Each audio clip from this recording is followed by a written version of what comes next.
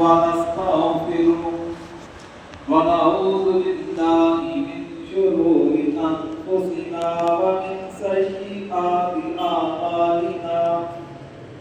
من يهده الله فلا مضل له ومن يضلله فلا هادي له ونشهد أن سيدنا ومولانا محمدا عبده ورسوله أما بعد فأعوذ بالله من الشيطان الرجيم بسم الله الرحمن الرحيم إن الله وملائكته يصلون على النبي يا أيها الذين آمنوا صلوا عليه وسلموا تسليما اللهم صل على محمد وعلى آل محمد كما صليت على إبراهيم وعلى آل إبراهيم إنك حميد مجيد اللهم بارك على محمد وعلى آل محمد كما باركت على إبراهيم وعلى آل إبراهيم إنك حميد مجيد صدق الله مولانا العظيم میرے محترم سامعین گرامی، آج آپ حضرات کے سامنے اہل بیت کے حوالے سے یہ کون ہیں اور ان کے فضائل پر بات کرنا چاہوں گا۔ دعا کیجیے اللہ تبارک و تعالیٰ قرآن و سنت کی روشنی صحیح اور حق بیان کرنے کی، آپ سب کو سننے کی، اور اللہ تبارک و تعالیٰ ہم سب کو ان کے نقش قدم پر چلنے کی توفیق عطا فرمائے۔ محترم سامعین گرامی، اللہ تبارک و تعالیٰ نے قرآن مجید میں ذکر فرمایا ہے کہ وَقَرْنَ فِي بُيُوتِكُنَّ وَلَا تَبَرَّجْنَ تَبَرُّجَ الْجَاهِلِيَّةِ الْأُولَىٰ وَأَقِمْنَ الصَّلَاةَ وَآتِينَ الزَّكَاةَ وَأَطِيعْنَ اللَّهَ وَرَسُولَهُ إِنَّمَا يُرِيدُ اللَّهُ لِيُذْهِبَ عَنكُمُ الرِّجْسَ أَهْلَ الْبَيْتِ وَيُطَهِّرَكُمْ تَطْهِيرًا۔ اس آیت کریمہ میں اللہ تبارک و تعالیٰ نے اہل بیت کا تذکرہ فرمایا۔ اب اس آیت کریمہ اور اس سے جو پچھلی آیت کریمہ ہے یا اس سے آگے والی آیات کریمہ ہے، ان آیات کریمہ میں اللہ تبارک و تعالیٰ نے کچھ احکامات کا ذکر فرمایا اہل بیت کے متعلق، اور اس میں خاص طور پر نبی کریم علیہ السلام کی ازواج مطہرات امہات المومنین کا اللہ تبارک و تعالیٰ نے خصوصیت کے ساتھ تذکرہ فرمایا۔ جس طرح اس سے پچھلی آیت کریمہ میں اللہ تبارک و تعالیٰ نے واضح الفاظ کے ساتھ ذکر فرمائے یا نساء النبی، اے نبی کی عورتوں، اے نبی کی بیویوں، تو وہاں پر اللہ تبارک و تعالیٰ نے پچھلی آیت کریمہ میں واضح الفاظ میں نبی کریم علیہ السلام کی ازواج مطہرات کا تذکرہ فرمایا۔ پھر اس آیت کریمہ میں اللہ تبارک و تعالیٰ نے نبی کریم علیہ السلام کی ازواج کو جو حکم دیا وَقَرْنَ فِي بُيُوتِكُنَّ کہ تم ٹھہری رہو اپنے گھروں میں، قرار پکڑو اپنے گھروں میں، یعنی اپنے گھروں کے اندر رکنے کا حکم دیا۔ پھر آگے ساتھ میں ذکر فرمایا کہ تم زمانے جاہلیت کی طرح ان کی طرح زیب و زینت کر کے باہر نہ نکلا کرو، کہ جس طرح زمانے جاہلیت کی عورتیں وہ بناؤ سنگار کر کے زیب و زینت کر کے وہ گھروں سے باہر نکلتی تھی، لوگوں کو اپنی طرف مائل کرنے کی کوشش کیا کرتی تھی، تو اللہ تبارک و تعالیٰ نے اس چیز سے انہیں منع فرمایا۔ پھر ساتھ میں ذکر فرمایا کہ نماز کو قائم کرنے کا، زکوٰۃ عطا کرنے کا، اللہ اور اس کے رسول کی اطاعت کرنے کا حکم دیتے ہوئے فرمایا کہ یہ تمام چیزیں اس لیے ذکر کی جا رہی ہیں انما یرید اللہ لیذھب عنکم الرجس، تاکہ بہرحال اللہ تعالیٰ چاہتا ہے کہ تم سے اللہ تعالیٰ برائی کو، گندگی کو، رجس کو، اس چیز کو اللہ تعالیٰ تم سے دور فرما دے۔ کہ یہ جتنے بھی احکامات دیے جاتے ہیں کہ گھر کے اندر قرار پکڑنے کا، گھر کے اندر ٹھہرنے کا، نماز کی ادائیگی کا، زکوٰۃ ادا کرنے کا، پھر اسی طریقے سے اللہ اور اس کے رسول کی اطاعت کا ان کا کیا مقصد ہے، وہ مقصد بیان فرمایا اہل بیت کو کہ آپ کے لیے یہ تمام احکامات کس وجہ سے ہیں کہ تاکہ اللہ تبارک و تعالیٰ آپ کو صاف ستھرا کر دے، آپ کو پاک صاف کر دے۔ اب لفظ رزق کا یہاں پر استعمال فرمایا گیا۔ اب رزق کا کسی جگہ اس کے قرآن مجید کے اندر مختلف مقامات پر اللہ تعالیٰ نے اس لفظ کا استعمال فرمایا۔ ایک مقام پر اس سے مراد بت بھی ہے، ایک جگہ پر اس سے مراد گندگی بھی ہے، ناپاکی بھی ہے۔ اب اصل اس کا معنی کیا بنتا ہے کہ جو انسان کو اللہ تبارک و تعالیٰ کو جو چیز بری لگے اس چیز کے لیے یہ لفظ رزق کا استعمال کیا جاتا ہے۔ یعنی اگر بت ہے اللہ تبارک و تعالیٰ کے مقابلے کے اندر انسانوں سے لانے کی کوشش کرتا ہے تو اللہ تبارک و تعالیٰ کے نزدیک وہ بری چیز ہوئی۔ اگر گندگی کے معنی کے اندر ہے انسان کی فطرت اسے قبول کرنے کے لیے تیار نہیں، اللہ تبارک و تعالیٰ کو گندی چیزیں پسند نہیں۔ پھر اسی طرح اگلی آیات کریمہ کے اندر اللہ تبارک و تعالیٰ نے انہی کے متعلق احکامات کا تذکرہ فرمایا۔ اب یہ آ گیا حکم اللہ تبارک و تعالیٰ کی طرف سے قرآن مجید میں کہ اہل بیت سے مراد یہ کون ہے، تو اب اہل بیت سے مراد کون ہے اس پر محققین حضرات نے اپنی اپنی تحقیق کی پیش کرتی ہے۔ مفسرین اکرام نے، محققین حضرات نے، اہل علم حضرات نے اپنے اپنے طور پر اور دلائل کے ساتھ مختلف انداز کو اپنا کر انہوں نے اس کی وضاحت فرمائی ہے۔ حضرت عبداللہ بن عباس رضی اللہ تعالیٰ عنہ نبی کریم علیہ السلام کے چچا زاد بھائی اور صحابہ کرام کے اندر ایک مقام اللہ تبارک و تعالیٰ نے حضرت عبداللہ بن عباس کو عطا فرمایا، اور ان کا جو مقام ہے وہ تفسیر قرآن کے لحاظ سے ایک بڑا مقام ہے۔ صحابہ کرام کے اندر مفسر قرآن، صحابہ کرام کے اندر حضرت عبداللہ بن عباس رضی اللہ تعالیٰ عنہ کو تصور کیا جاتا ہے، یعنی کہ ان کے پائے کا مفسر صحابہ کرام کے اندر کام ہی کوئی ملے گا۔ حضرت عبداللہ بن عباس رضی اللہ عنہ سے روایت حضرت سعید بن جبیر رحمۃ اللہ علیہ وہ فرماتے ہیں کہ جب اس آیت کریمہ کو حضرت عبداللہ بن عباس رضی اللہ عنہ سے میں نے سنا تو ان سے پوچھا کہ اہل بیت سے کون مراد ہے، تو حضرت عبداللہ بن عباس رضی اللہ عنہ نے فرمایا کہ اس سے مراد ازواج مطہرات ہیں، نبی کریم علیہ السلام کی بیویاں مراد ہیں۔ حضرت مفاتح، حضرت اکرمہ بڑے مفسرین کرام گزرے، اور یہ گزرے بھی تابعین کے زمانے کے اندر ہے، ان کے بعد کئی بڑے جنہوں نے براہ راست صحابہ کرام سے علم حاصل کیا تھا،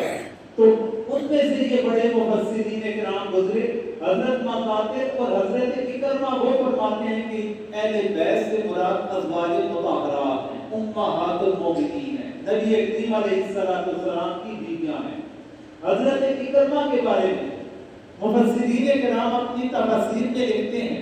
کہ حضرت اکرمہ یہ منادی کیا کرتے تھے گلیوں کے اندر جا جا کر، یعنی گلیوں کے اندر جا کر، بازاروں میں جا کر اعلان کیا کرتے تھے کہ اہل بیت سے مراد ازواج مطہرات ہیں، اہل بیت سے مراد امہات المومنین ہیں۔ یعنی کتنے پائے کے مفسر، کس زمانے کے مفسر، اور ان کا کیا نظریہ ہے، وہ کہتے ہیں کہ اہل بیت سے کون مراد ہے، نبی کریم علیہ السلام کی ازواج مطہرات، اور ان کی جو دلیل ہے وہ یہی آیات کریمہ ہے کہ اس آیت کریمہ جس کی میں نے آپ کے سامنے ترجمہ کیا، کوئی تھوڑا سا تفسیر بھی بیان کی، اس سے پہلے والی آیت کو لے لیا جائے یا اس سے بعد والی آیات کریمہ کو لیا جائے، ان تمام آیات کریمہ کو مد نظر رکھتے ہوئے حضرت عباس رضی اللہ تعالیٰ عنہ یا ان دوسرے زمانے کے مفسرین کرام وہ فرماتے ہیں کہ اہل بیت سے مراد نبی کریم علیہ السلام کی ازواج مطہرات یعنی امہات المومنین۔ اب ایک بات تو یہ آ گئی، پھر اسی طرح ایک روایت کے اندر آتا ہے کہ حدیث مبارکہ میں کہ نبی کریم علیہ السلام نے حضرت عائشہ صدیقہ رضی اللہ تعالیٰ عنہ سے روایت ہے، وہ فرماتی ہیں کہ نبی کریم علیہ السلام ایک دفعہ تشریف فرما تھے گھر میں، تو حضرت حسن رضی اللہ تعالیٰ عنہ آئے تو نبی کریم علیہ السلام نے انہیں اپنی چادر میں لے لی۔ پھر تھوڑی دیر کے بعد حضرت حسین رضی اللہ تعالیٰ عنہ آئے، انہیں بھی اپنی چادر میں لے لیا گیا۔ حضرت فاطمہ رضی اللہ تعالی عنہ آئی، انہیں بھی اپنی چادر میں لے لیا. حضرت علی رضی اللہ تعالیٰ عنہ آئے، انہیں بھی اپنی چادر کے اندر لے لیا. پھر اس کے بعد نبی کریم علیہ السلام نے اس آیت کریمہ کی تلاوت فرمائی. انہیں اپنی چادر میں لینے کے بعد، اپنی آغوش میں لینے کے بعد، پھر نبی کریم علیہ السلام نے اسی آیت کریمہ کی تلاوت فرمائی جس میں اہل بیت کا تذکرہ ہے. کہ مراد یہ ہے کہ نبی کریم علیہ السلام نے انہیں بھی اہل بیت میں شامل فرما دیا. حضرت سلیمان فارسی رضی اللہ تعالیٰ عنہ سے حضرت سلیمان فارسی رضی اللہ تعالیٰ عنہ کے متعلق ایک روایت آتی ہے کہ نبی کریم علیہ السلام نے انہیں بھی اعزازی طور پر اہل بیت کا فرق شامل کیا، انہیں بھی اہل بیت کا فرق قرار دیا تھا. حضرت سلیمان فارسی رضی اللہ تعالیٰ عنہ کا تعلق نبی کریم علیہ السلام کے خاندان سے نہیں بنتا تھا. حضرت سلیمان فارسی رضی اللہ تعالیٰ عنہ کا تعلق ان کے خاندان سے تو کیا مکہ سے بھی ان کا تعلق نہ تھا. مکہ تو رہا، مکہ ان کا تعلق عرب سے بھی نہ تھا، یعنی عرب کے کسی قبیلے سے ان کا تعلق نہ تھا. وہ فارس کے رہنے والے تھے، فارس جسے آج کے دور میں ہم ایران کہتے ہیں. وہ ایرانی بھی اصل میں فارسیت نسل تھے. حضرت سلیمان فارسی رضی اللہ تعالیٰ عنہ کو نبی کریم علیہ السلام نے فرمایا کہ یہ میرے اہل بیت میں سے. اب انسان اگر یہ کہے کہ نبی کریم علیہ السلام نے حضرت سلیمان فارسی کو اہل بیت کا فرد قرار دیا، تو اس کا مطلب یہ ہوا کہ حضرت سلیمان فارسی صرف اہل بیت سے تعلق رکھتے ہیں، ان کے علاوہ کوئی بھی اہل بیت سے تعلق رکھنے والا نہیں. یہ انسان کی غلط سوچ ہو سکتی ہے، انسان کی غلط سوچ ہو سکتی ہے. اس روایت میں صرف حضرت سلیمان کا تذکرہ تھا تو ان کے بارے میں حضور نے فرما دیا. وہ موقع ہے جب چادر کے اندر لینے کا، اس موقع پر حضرت حسن، حضرت حسین، حضرت علی، حضرت فاطمہ رضی اللہ عنہ کہ یہ موجود تھے، انہیں چادر میں لیا گیا، وہاں پر ان کا تذکرہ کر لیا گیا. اب اللہ تبارک و تعالیٰ نے قرآن مجید میں خصوصیت کے ساتھ خواتین کے مسائل کا تذکرہ فرمانا تھا، خصوصیت کے ساتھ خواتین کے مسائل کا تذکرہ تھا. گھروں میں رہنے کا حکم تھا، نماز پڑھنے کا حکم تھا، زکوٰۃ کا حکم تھا. تو وہاں پر اللہ تبارک و تعالیٰ نے ازواج مطہرات کی طرف اشارہ فرمایا. اب ازواج مطہرات بھی اہل بیت میں شامل ہیں. نبی کریم علیہ السلام نے جنہیں چادر میں لیا وہ بھی اہل بیت میں شامل ہوئے. اور حضرت سلیمان فارسی رضی اللہ تعالیٰ عنہ انہیں بھی اعزازی طور پر اہل بیت کا فرد تصور کیا جاتا. اعزازی طور پر نبی کریم علیہ السلام نے جب انہیں اپنے اہل بیت کا فرد قرار دیا، ہم میں سے کون ہے کہ انہیں نکالنے والا؟ ہم میں سے کس کی جرأت ہے کہ ہم نہ تسلیم کریں؟ جب نبی کریم علیہ السلام نے انہیں تسلیم فرما دیا، انہیں شامل فرما دیا، تو پھر ہم کہاں سے نکال سکتے؟ تو اب ایک تمام روایات، اس سے ہٹ کر بھی کافی روایات موجود ہیں. وقت کے اختصار کو رکھتے ہوئے چند روایات آپ کے سامنے میں نے ذکر کی ہیں. تو محققین کرام میں سے ایک طبقہ کہتا ہے کہ اہل بیت میں صرف ازواج مطہرات شامل ہیں، جن میں حضرت عبداللہ بن عباس رضی اللہ عنہ جو نبی کریم علیہ السلام کے چچا زاد بھائی ہیں، حضرت عباس کے بیٹے ہیں، یہ سر فہرست ہیں. ان کے علاوہ باقی مفسرین کرام بھی کچھ ہیں. تفسیر ابن کثیر نے، انہوں نے مفسر ابن کثیر رحمۃ اللہ علیہ نے مختلف روایات کو جمع کرنے کے بعد پھر یہ ذکر فرمایا کہ اہل بیت کے اندر نبی کریم علیہ السلام کی امہات المومنین، ان کی ازواج مطہرات اور ہماری امہات المومنین وہ شامل ہیں. اور ان کے ساتھ ساتھ نبی کریم علیہ السلام کے جتنے بھی بیٹے ہیں، 3 بیٹے 4 بیٹیاں،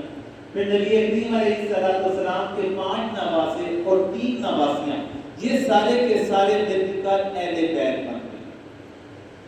نبی کریم علیہ السلام کی ازواج مطہرات، ان کی جو بیویاں تھیں، نبی کریم علیہ السلام کے بیٹے، نبی کریم علیہ السلام کی بیٹیاں، نبی کریم علیہ السلام کے نواسے اور ان کی نواسیاں. 5 نواسے تھے، 3 نواسیاں تھیں، 4 بیٹیاں تھیں اور 3 بیٹے تھے. اور اسی طرح ازواج مطہرات، یہ سارے مل کر ان کے گھر کا حصہ بن گئے.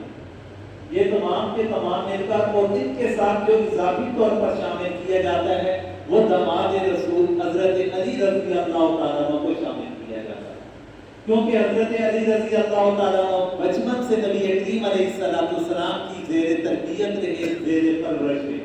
انہی کے گھر کے اندر انہوں نے پرورش پائی تھی، انہی کی زیر تربیت انہوں نے زندگی گزاری تھی، اس لیے انہیں بھی انہی افراد کے اندر اہل بیت کا حصہ تصور کیا جاتا ہے۔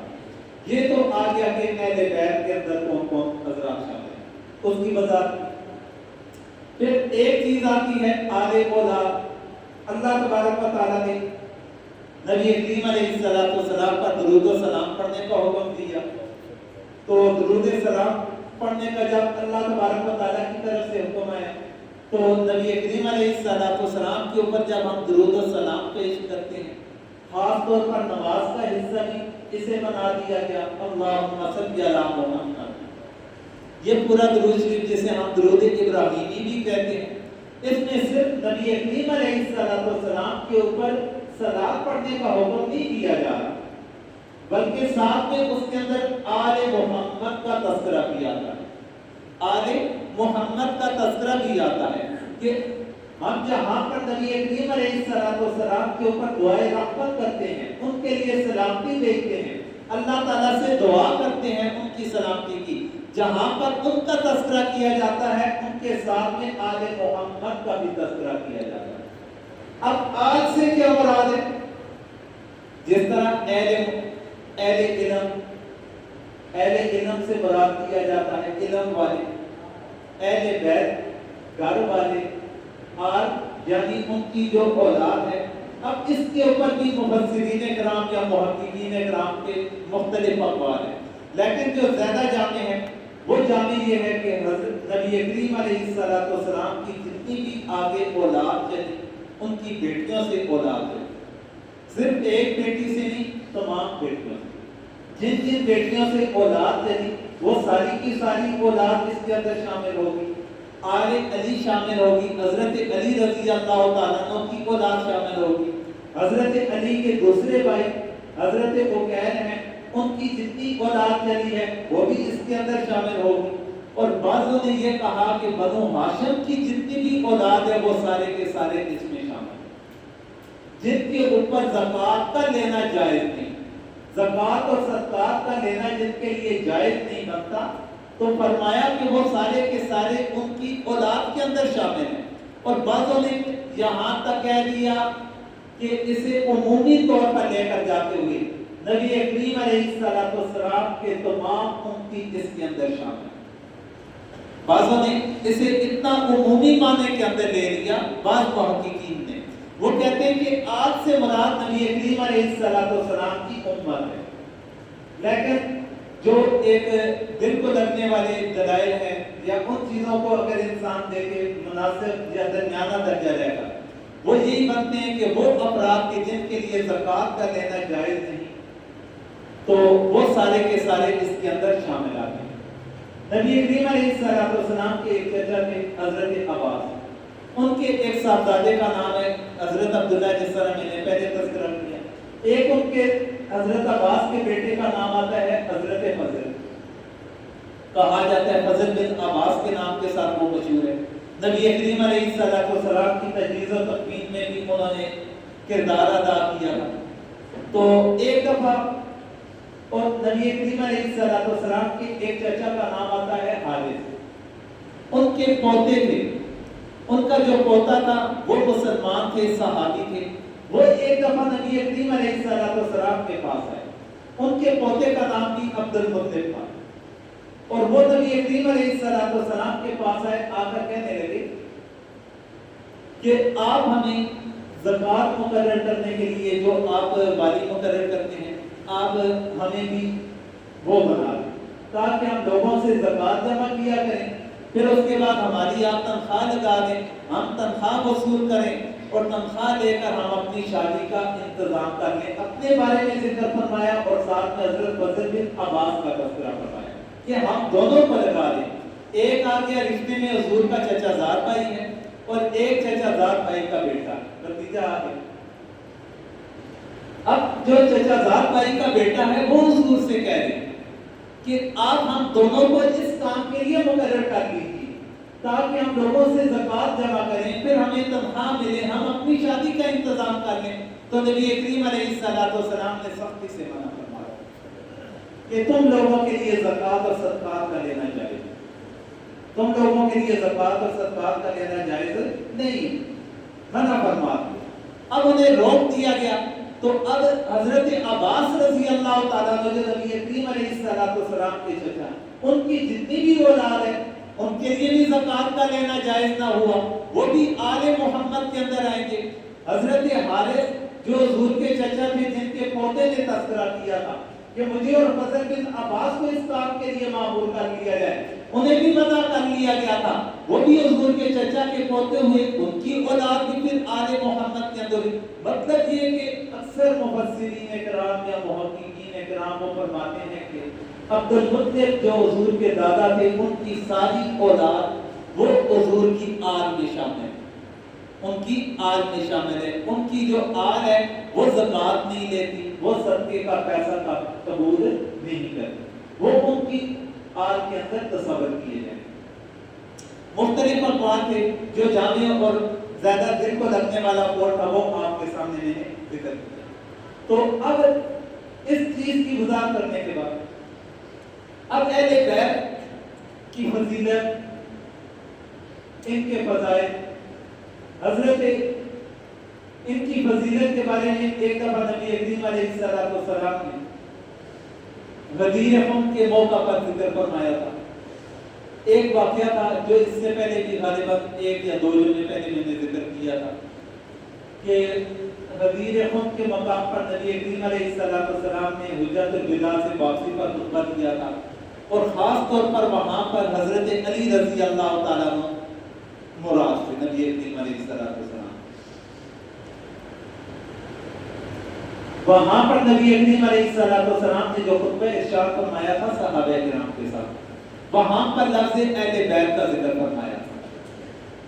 اور اس روایت کو ذکر کرنے والے حضرت زید بن ارقم رضی اللہ تعالیٰ عنہ صحابی رسول،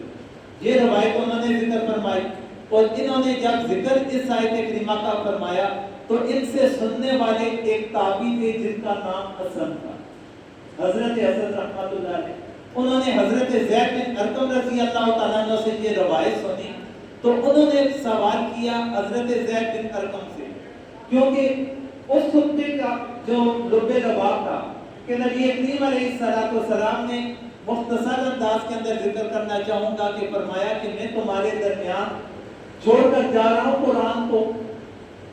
کہ اسے مضبوطی کے ساتھ قرآن و سنت کو تھام کر رکھنا، اور ساتھ میں اہل بیت کا تذکرہ فرمایا کہ ان کا لحاظ اور اکرام کرنا، ان کا احترام کرنا، ان کی قدر کرنا، یہ نبی کریم علیہ السلام نے جو خطبہ ارشاد فرمایا تھا اس کا لب لباب یہ تھا۔ اب اس خطبے کو جب حضرت زید بن ارقم رضی اللہ تعالیٰ عنہ آگے روایت فرماتے ہیں، ان سے سننے والے کی لازمی بات ہے، دماغ میں فوراً بات ہے کہ اس میں اعزاز و اکرام ہے اہل بیت کے لیے، ان کا احترام لازم قرار دیا گیا۔ اب مجھے پتہ تو چلے کہ اہل بیت میں کون شامل ہے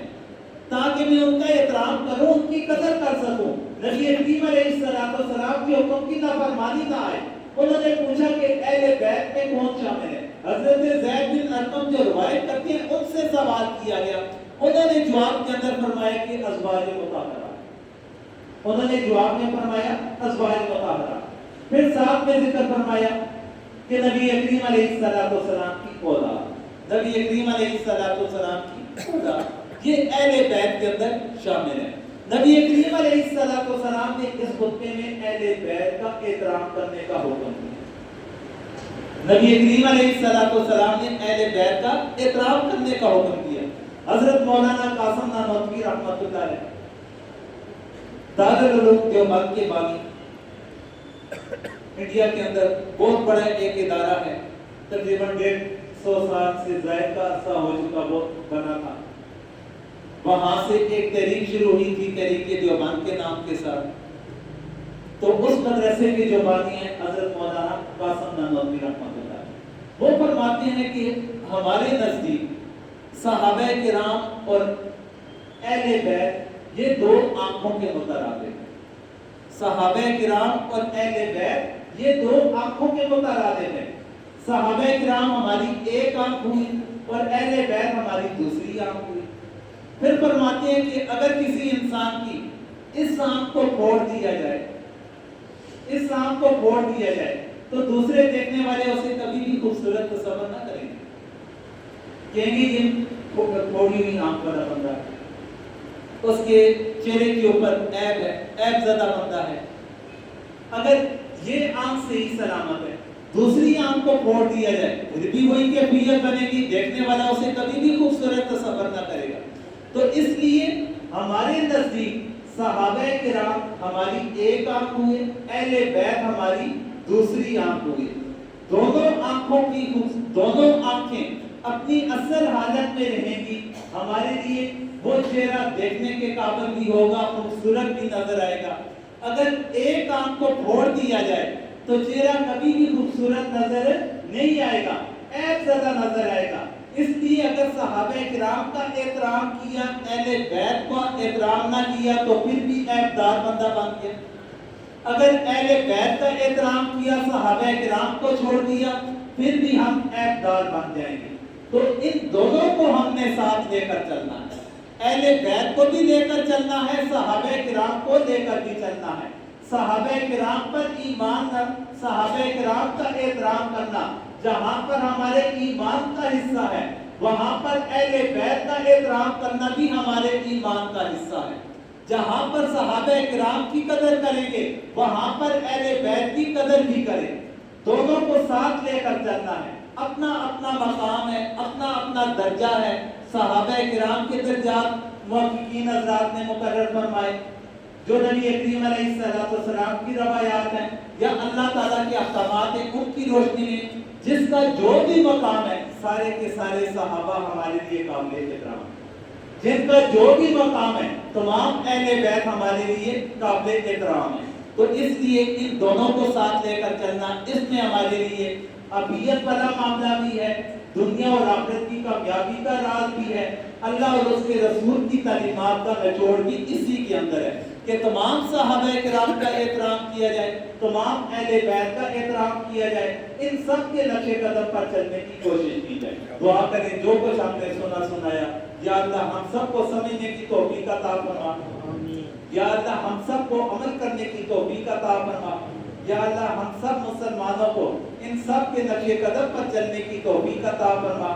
یا اللہ جتنے بھی مسلمان بیمار ہیں سب کو صحت کاملہ عطا فرما. یا اللہ جتنے بھی صاحب ایمان اس دنیا سے رخصت ہو چکے، خاص طور پر ایک دو دن پہلے کل ہمارے بننے میں فوت ہوئی، تو ان کے لیے خاص طور پر دعا کریں کہ یا اللہ ان کی مغفرت فرما. وصلی اللہ تعالی علی خیر خلق محمد وعلی آلہ واصحابہ اجمعین برحمتک یا